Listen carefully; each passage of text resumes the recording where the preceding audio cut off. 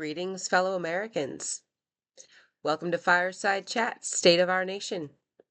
I am your host, Susanna Tanner, candidate for Congress 2026 and President 2028.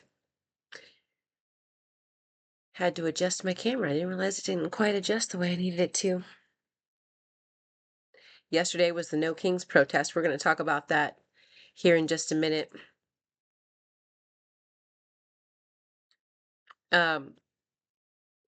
First, I want to go over a headline that made the Columbian on the 24th. The headline is Standoff over Coal Plant Heats Up.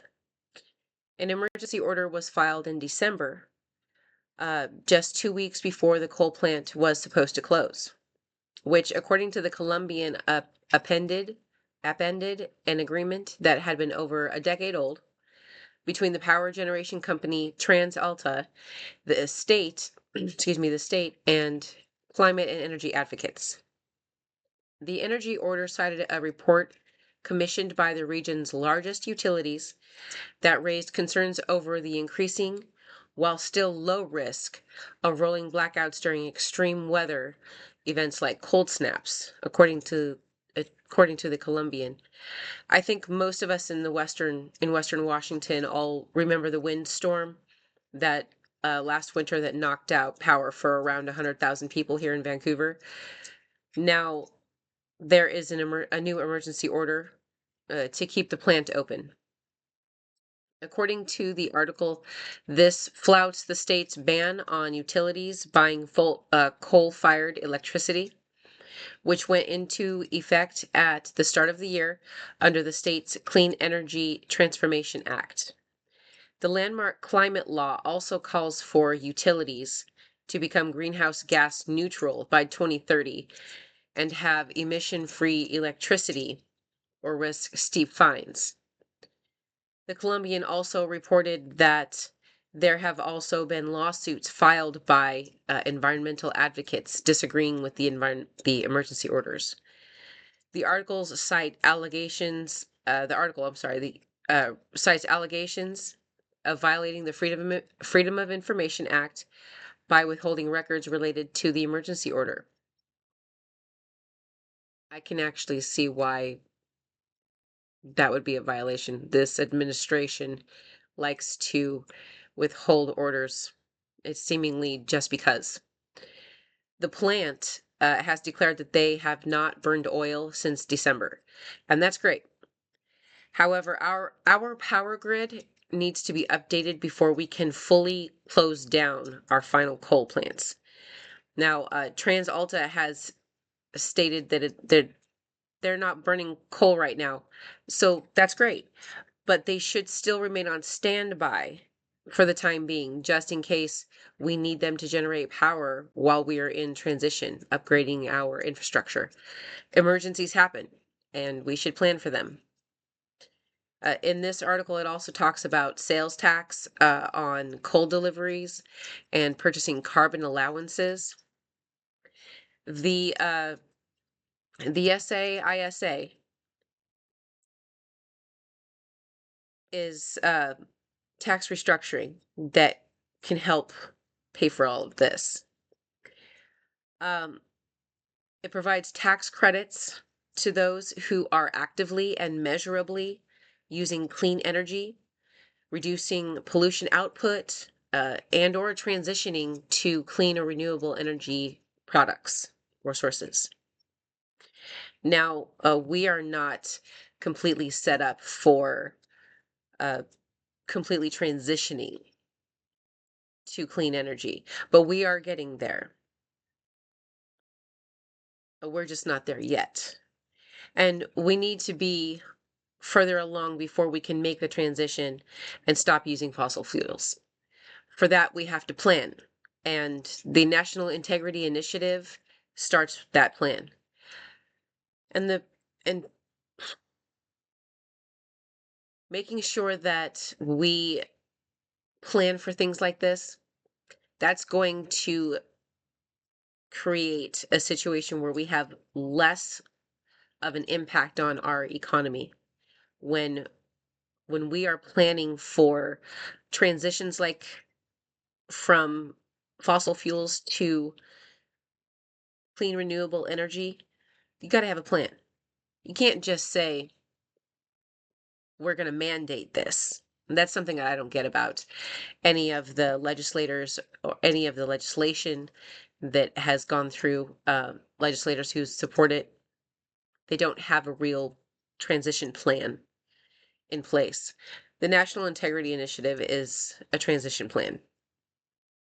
Now, I would also like to talk about the people in our government who have recently resigned in protest for different positions that they've been in, including Congress and different agencies within our government. I appreciate the protest statement, but the action has me incredibly worried, uh, because by resigning, you've essentially abandoned your position to protect the people. What would have been more impactful would be to be removed by Donald Trump for refusing to follow his orders. And then you would have had legal grounds to sue him for violating the Constitution and trying to convince you to violate the Constitution. We've already seen examples of standing your ground against Trump and his administration. Letitia James is one of those. She is the attorney who is prosecuting Donald Trump. Then you have Kathy Harris and Gwen Wilcox, who sued for their positions. These people are fighters. That is what the people are wanting to see. That's what the people are wanting to see from those in our government. They want people who are going to fight for our country. And this is what it looks like. Not just abandoning your post. It is an appropriate protest for certain situations. But in this particular situation, I look at this as an abandonment of post. There are so many different ways that the results, the consequences of that could turn out. More than likely, we're going to see more of a blue wave, more Democrats taking those positions. But there is a very significant risk that that might not happen.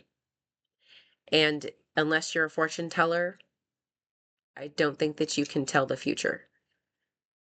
It's difficult to think about how these things could turn out and hope for them to turn out for the best, especially with as much stress as we all as Americans are under at this time. Speaking of stress, we're gonna jump into the No Kings protest. I went down to the protest there at the Marshall Center, and it was large. It was large. It looked to me, I estimate around 10 to 15,000 people were down at this protest. I got some amazing pictures, and while I'm talking, I'm going to show you guys some of these pictures. There were the initial count right now from No King's website is around 8 million people that attended this protest nationwide at around 3,300 locations. Numbers of protesters in large cities like Washington, D.C. numbered around 100,000. I am looking forward to seeing the actual numbers coming in as they're being counted. There were a lot of great signs and speakers at the protest, and it was amazing to watch the people start marching. I'm not gonna lie, that was quite an amazing feat. That is that's something I'm looking forward to again in the very near future. I suspect that there may be another protest in sometime in the summer. It would not surprise me a bit, especially with how things are continuing to progress with our current administration. However, I believe that the more people that join this peaceful protest uh, will help us all make our voices heard loud and clear. And I think that 8 million people certainly made our voices loud and clear. There was a lot of chanting. Uh, Indivisible and 5051 have posted multiple pictures of different areas from all of these protests, and they're quite spectacular. It's great to see so many people out and about uh, protesting and making our voices heard, making sure that we are loud enough to show our government we're not going to tolerate any more of this. That is quite a thing. That is all I have for today. Thank you for your time, and may our path lead to peace and prosperity.